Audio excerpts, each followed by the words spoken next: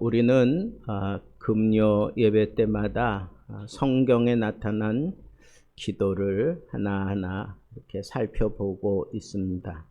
오늘은 특별히 환난을 당하였을 때 기도 어떤 의미가 있는지 우리가 오늘 본문 말씀을 근거로 해서 살펴보며 은혜를 나누고자 합니다.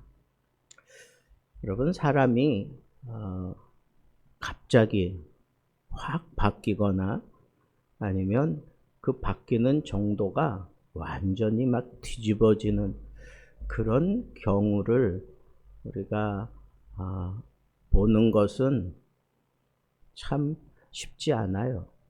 그런데 분명히 그런 일들이 있습니다. 야, 어떻게 저 사람이 이렇게 변한다고? 아니, 저 사람은 죽었다 깨어나도 변하지 않을 사람이야. 막 그렇게 우리 머릿속에는 완전히 끝난 그런 사람이라고 생각하는데 어느 날 갑자기 그 사람이 완전히 달라진 모습으로 우리 앞에 나타나게 되는 그런 경우들을 종종 보게 됩니다. 어떤 사람은 평생 변하지 않을 것처럼 보이기도 해요. 말해도 듣지 않고 실패해도 깨닫지 않고 주변의 사랑에도 반응하지 않는 사람들이 있어요. 온전히 마이웨이 자기 길만 가는 사람들이 있어요. 그런데 이상하게도 평안할 때는 아무리 얘기하고 심각한 일들이 많이 그 사람에게 덮쳐와도 자기 삶이 편안하고 마음이 편안할 때에는 절대로 바뀌지 않던 사람이 어떤 환난을 당하고 바로 그 순간에 확 뒤집어지는 그런 인생을 우리가 종종 만나게 되는데, 오늘 본문에 등장하는 이 므낫세가 바로 그런 사람입니다. 여러분, 우리 삶의 주변에도 성공 가도를 달리는 사람들, 근데 잘 나가다가 힘들어지고 어려워집니다. 그때 사람들이 여기저기서 조금 방향을 좀 틀어봐라, 속도를 좀 늦춰봐라, 아무리 얘기를 해도 자기 길만 고집하고 끝까지 가는 사람들이 있어요. 그런데 그 회사에 생각지 않았던 외부 감사가 터졌습니다. 그리고 그 소식을 들은 거래처들이 다 등을 돌리기 시작합니다. 그제서야 그 사람이 처음으로 하나님 앞에 무릎을 꿇고 하나님 살려주십시오 라고 그렇게 기도를 합니다. 근데 그 기도하는 동안에 그 사람이 달라졌어요. 그 사람이 정말 확 뒤집히고 달라졌습니다. 전혀 새로운 사람이 되었어요. 오늘 우리가 읽은 본문에 등장하는 그 므낫세 왕은 그 유다의 그 왕들 가운데 가장 악한 일을 많이 하고 가장 악하다고 평이 나 있는 왕이 바로 므낫세 왕입니다. 우리가 읽은 본문 33장 10절 이전에 1절부터 9절에 이렇게 보면 그가 어떤 악을 저질렀느냐 하면 히스기야가 요시야가 없애버렸던 그 산당들, 처처해서 자기 방식대로 막 예배 드리게 하는 그런 잘못 때문에 온상인 그 산당들을 그때 다 없애버렸는데 이 므낫세는 그걸 다시 세웠어요. 그리고 바알과 아세라를 숭배해요. 아주 끈질기게 유다 백성들, 이스라엘 백성들 속에서 끈질기게 파고드는 우상이 바로 이 바알과 아세라예요. 그 다음에 얼마나 악한 일을 저질렀느냐 하면 그 자기 자녀들이 그 몰렉 신에게 바쳐지는 거예요. 그 바칠 때에는 그 불 가운데 지나가게 만들. 그러니까 불 가운데 지나가면서 거기서 타 죽는 거예요. 살아나는 게 아니야. 그냥 불 속에 지나가게 한다는 건 거기 타 죽는 그런 제물로 자기 자녀들을 그렇게 집어넣었어요. 또 하나님이 이스라엘 경내에 절대로 남겨두지 말라고 그러면서 온갖 점술과 신접한 자들 다 쫓아내라 그랬잖아요. 그런데 이 므낫세 왕은 보란듯이 다 불러들여. 오늘날로 얘기하면 세상의 모든 잡신 섬기는 금부당들 다 불러들이는 것. 그 다음에 성전에 우상을 아예 그냥 세우는 거야. 성전 안에다가 우상을 막 세우는 그런 일까지 저질러요. 결정적으로 백성들이 자기가 하는 이 잘못된 이 타락한 일들을 백성들이 하도록 그렇게 백성들까지 타락시키게 만든 왕이 바로 이 므낫세 왕이에요. 근데 오늘 말씀에도 보니까 하나님께서 여러 번 그에게 말씀하셨다 그랬어요. 이런 짓 하지 말아라, 돌아서라.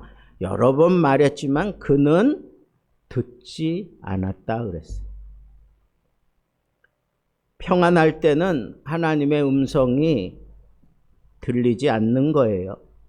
그러다가 하나님께서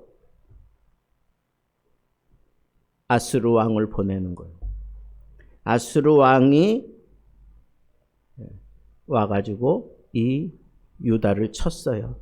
그리고는 다 무너뜨리고 왕을 여기 보니까 쇠사슬에 묶어서 데려갔다. 오늘 우리가 읽은 본문에는 그랬는데 히브리어 원문에 보면 아수르 왕을 보내가지고 쇠사슬이 아니라 갈고리, 이 코를 이렇게 꽉 이 코에다가 이 갈고리를 집어넣어가지고 끌고 가는, 이거는 가장 낮은 계급에 속하는 그 노예들을 끌고 갈 때나 하는 그런 일을 이 왕에게 갈고리를 끼워가지고 데리고 갔다라고 그렇게 히브리 원문에는 그렇게 돼 있어요. 여러분 생각해 보세요. 평생 왕좌에서 영광을 누렸던 그가 이 족쇄에 묶이는 것도 참 비참한데 코가 깬 채로 포로로 잡혀가요. 그 순간 이 므낫세는 하나님 앞에 완전히 무너지게 됩니다. 성경은 오늘 본문 말씀 속에 참 아이러니한, 이렇게 하나님 앞에 아주 그냥 악을 저질러도 이 종합 세트잖아, 종합 세트. 어떤 왕이 하나 두 개 정도 버렸던 그 악을 이 므낫세는 그 선조들의 모든 악을 종합 세트로 그냥 유대 땅에 실현했던 왕이 이 므낫세인데, 이렇게 아수르 왕이 그를 코를 꿰어가지고 데려가는 그 순간에 이 므낫세가 무너지는 거예요. 하나님 앞에 무너져요. 그리고 하나님 앞에 간구해요. 기도했단 말이야, 기도. 그런데 성경이 참 희한해요. 크게 겸손하여 기도했다 그랬어요. 간구했다, 크게 겸손하여 기도했다. 그리고 더 놀라운 건 그랬더니 하나님께서 그 기도를 들으시고 그를 다시 그 포로된 자리에서 유대 땅으로 돌려보내요.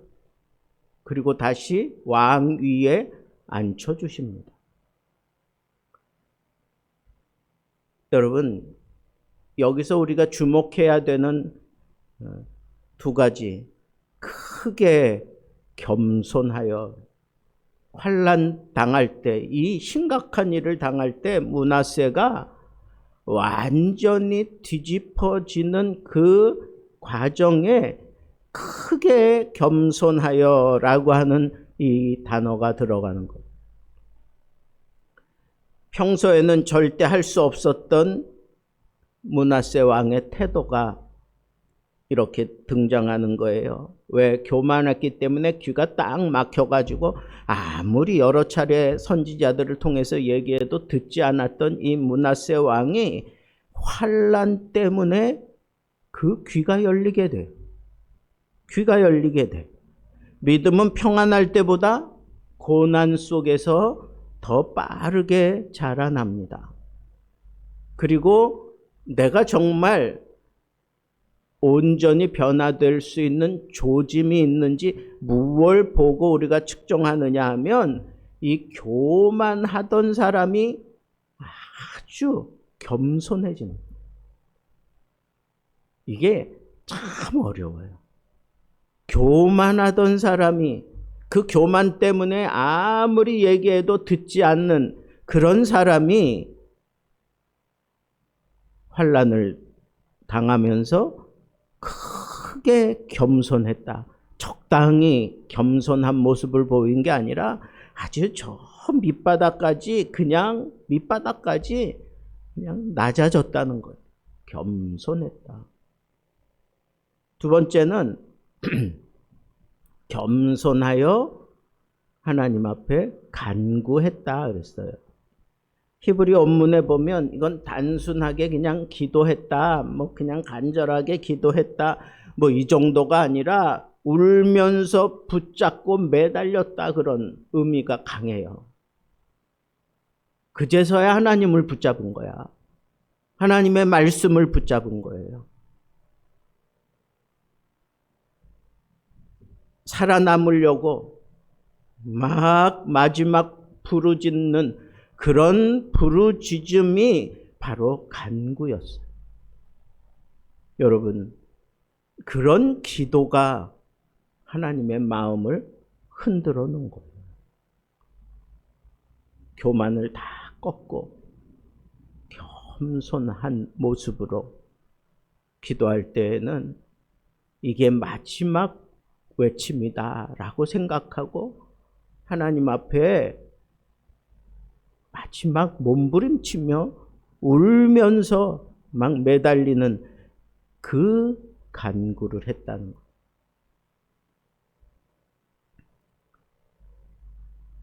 이랬을 때 하나님께서 그렇게 악한 왕도 이 환난을 통해 이렇게 변화된 모습으로 기도를 하니까 하나님께서 그 순간 다시 이 므낫세 왕을 일으켜 세워 주십니다.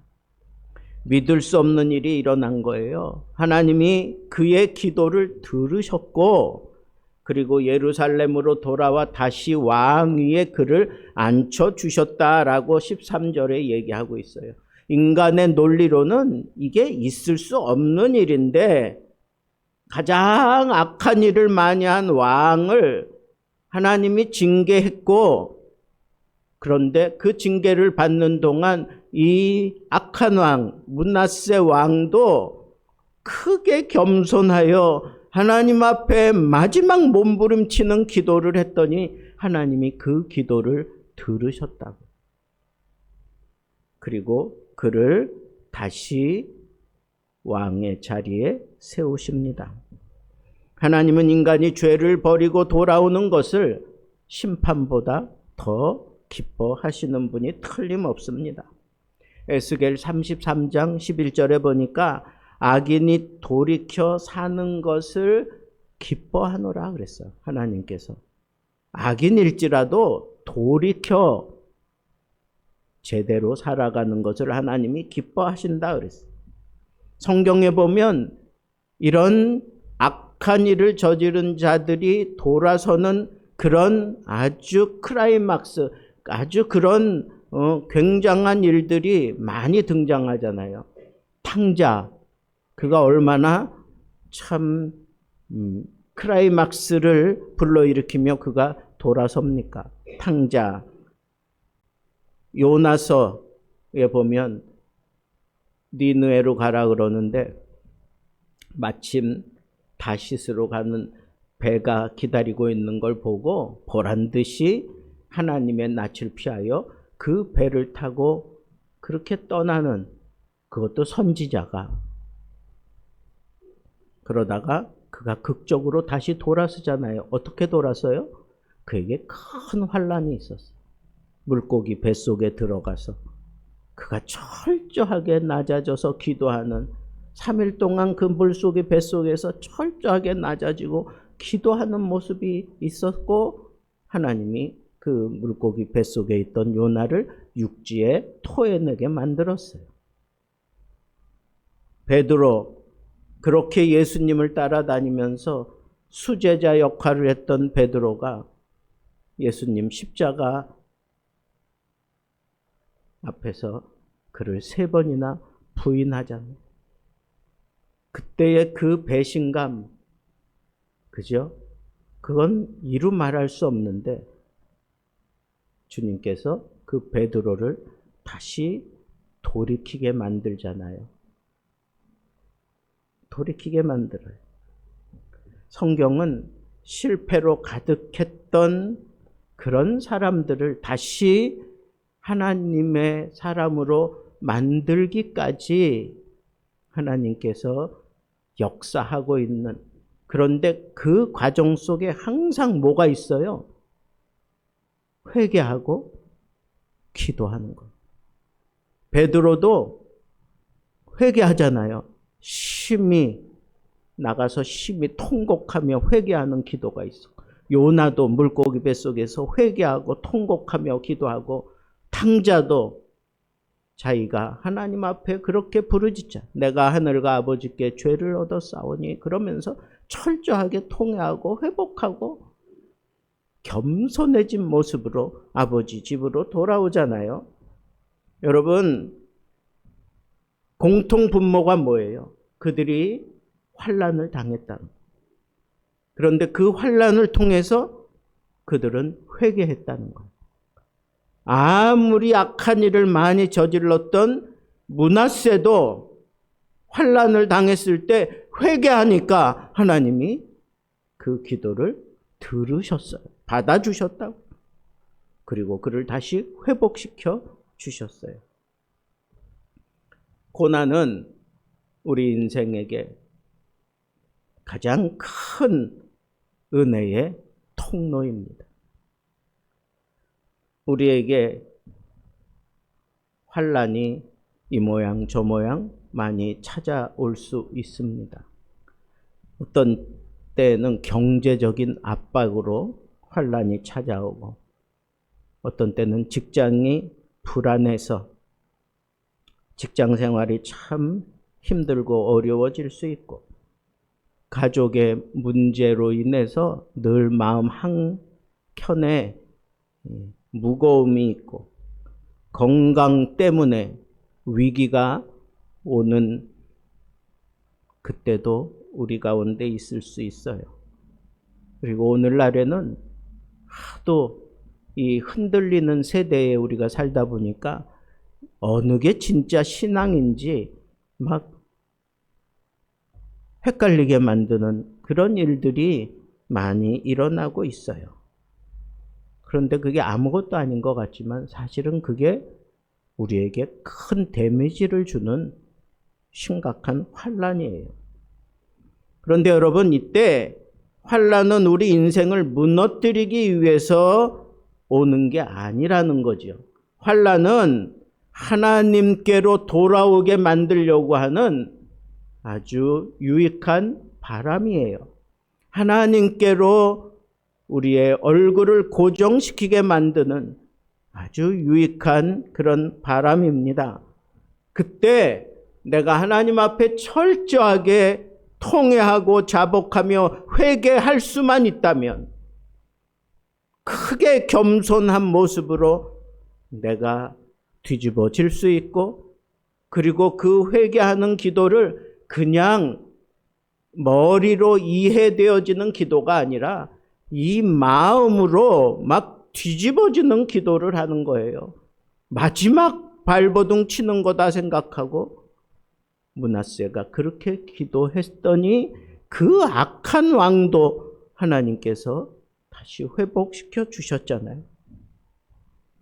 여러분, 이 말씀을 우리 삶 속에 한번 적용해 보세요. 반드시 회개해야 될 죄가 여전히 내 마음에, 내 삶 속에 있지는 않나, 그걸 들추어내기 위해서 하나님이 고난의 바람을 우리에게 불어 제끼는 겁니다. 텐트가 쳐져 있을 때 바람이 불면 그 텐트가 펄럭거리면서 뒤집어지는 그런 때가 와요. 바람이 없이는 그 안에 무슨 일이 있는지 드러나지도 않아요. 므낫세는 그 자리에서 이전 모든 우상 행위를 끊어버렸습니다. 그게 15절, 16절에 이어지는 말씀이에요. 우리도 환난의 자리에서 우리를 살펴봐야 합니다. 내 마음에 우상이 뭔지를 한번 환난을 당했을 때 뒤돌아보세요. 돈이 아닌지, 어떤 인정 때문에 내가 하나님의 뜻을 따르지 않고 그 인정을 따라가는 것은 아닌지, 성공 때문에 신앙을 버리는 건 아닌지, 자녀 때문에 내가 믿음 생활을 등한히 하고 있는 것은 아닌지, 내 안에 쓴 뿌리들이 있는지 살펴보세요. 분노, 비교하는 거, 낙심하는 거, 이건 나를 무너뜨리는 쓴 뿌리잖아요. 하나님을 멀리했던 그런 생활 습관들을 살펴보고 끊어낼 것 끊고 돌이켜야 합니다. 믿음의 태만, 기도를 중단하는 거, 이런 것들이 하나님이 우리에게서 다시 일어서기를 바라는 그런 하나님의 간절한 바람이 있습니다. 환난 중에는 기도해야 돼요. 그러면 우리의 방향을 바꾸어 주십니다.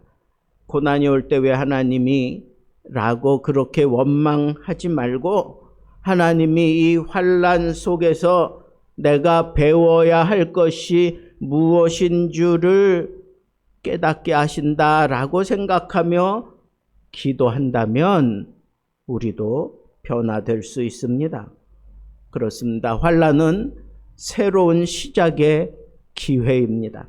므낫세는 포로 생활 후 오히려 더 온전한 왕이 되었습니다. 실패가 다시 시작의 출발점이 되고, 질병이 신앙의 회복이 되고, 경제적 어려움이 기도의 불을 지피는 은혜의 자리가 될 수 있습니다. 말씀을 맺겠습니다. 환난은 하나님과 다시 연결시켜주는 좋은 다리와 같습니다. 므낫세가 환난 속에서 비로소 여호와께서 하나님이신 줄을 알았도다라고 그렇게 고백했던 것처럼 우리도 환난 속에서 깨닫습니다. 내가 붙들었던 것들이 아무것도 아니구나. 결국 나를 살게 하는 분은 하나님 한 분 외에는 없구나 라고 하는 이 사실이 깨달아지는 것, 그것이 바로 하나님이 원하는 온전한 사람의 모습입니다. 오늘 우리는 환난 중에 드리는 기도를 통하여 여러분의 인생이 새 방향을 지향하고 므낫세를 다시 세우신 하나님께서 여러분도 새롭게 세우시는 놀라운 은혜가 넘치기를 우리 주님의 이름으로 축복합니다.